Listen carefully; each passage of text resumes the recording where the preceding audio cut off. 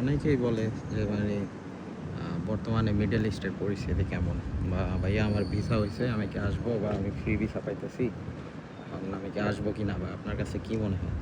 So overall ভাই honest review যেটা আসলে বর্তমান যেই কাতার, সৌদি আরব, কুয়েত, এইসব মানে কান্ট্রিগুলো আছে মিডল ইস্টের, এগুলা ভাই আসাটা বর্তমানে আমার মনে হয় যে ঠিক না আমার কাছে পার্সোনালি। কারণ হচ্ছে যুদ্ধ পরিস্থিতির কারণে বর্তমানে এমনি অবস্থা খারাপ। আর এছাড়া ডে বাই ডে মানে যেসব বিষয়গুলো আছে ইন্টারনাল, ওগুলো ডে বাই ডে ডিক্রিজ হইতেছে। এছাড়া বড় ভালো কোম্পানি বাদে অন্যান্য যেসব কোম্পানিগুলো আছে ভাই, এদের অবস্থা খুবই খারাপ। অনেক কোম্পানি আছে তাদের এবছর বোনাস দেয় নাই, আবার কিছু কোম্পানি আছে তাদের ডিউটি শিফট কমায় দিছে, ডিক্রিজ করছে স্যালারি। সো ওভারঅল ভাই আমার থেকে মনে হয় আসলে মিডল ইস্টে বর্তমানে আসাটা একটু ডিফিকাল্ট, না আসাটাই উত্তম। ঠিক আছে। আর হচ্ছে অনেকে বলে ফ্রি ভিসা পাইতেছি আইসা জব নেব। ভাই ফ্রি ভিসা আসলে তাদের জন্য যাদের হচ্ছে খুব ভালো ওয়ার্ক এক্সপিরিয়েন্স হবে, সিভি অনেক স্ট্রং। ঠিক আছে, তারা ধরেন আপনার আসবে আইসা একটা জব কালেক্ট করে বা ম্যানেজ করে নিতে পারবে, ওরকম অ্যাবিলিটি থাকা লাগবে, তাইলে ধরেন আপনার ফ্রি ভিসা আইসা লাভ আছে।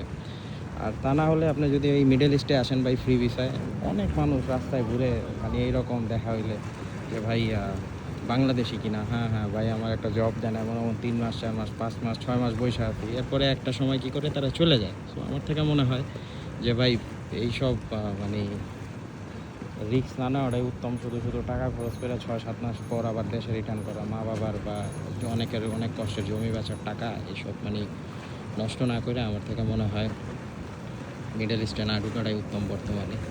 আবার বড় বড় কোম্পানি যেগুলো আছে রিক্রুটমেন্ট ইভেন্ট হয়, সো যারা ফ্রি ভিসা দিবে আপনার, তারপর হচ্ছে ফ্রি এয়ার টিকিট দিবে, ওই সব কোম্পানিতে যদি জব হয় তাইলে আপনারা আসতে পারেন। তাইলে আসলে আপনাদের আমার থেকে মনে হয় খারাপ হবে না।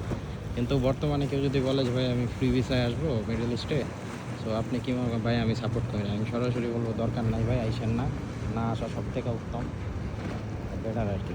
এই আর কি আমার থেকে যারা মনে হয় পার্সোনালি। সো এটাই আমার অবজারভেশন। অনেকে কোয়েশ্চেন করে, অনেক পরিচিত ফ্রেন্ড বা ফ্রেন্ড আছে, তারপর হচ্ছে এই জায়গায় ওই জায়গায় কাজ করছি যে এই জব এক্সপিরিয়েন্সের ক্ষেত্রে, সো বা ওয়ার্ক এক্সপিরিয়েন্সের ক্ষেত্রে তাদের সাথে দেখা হয়েছে। তো তারা কোয়েশ্চেনগুলো করে, এই কারণে ভাই তাদের জন্য এই ভিডিওটা। আর হচ্ছে আমার থেকে মনে হয় বুদ্ধিটা যদি কাজে লাগান আপনারা, তাহলে ভালো হবে আপনাদের।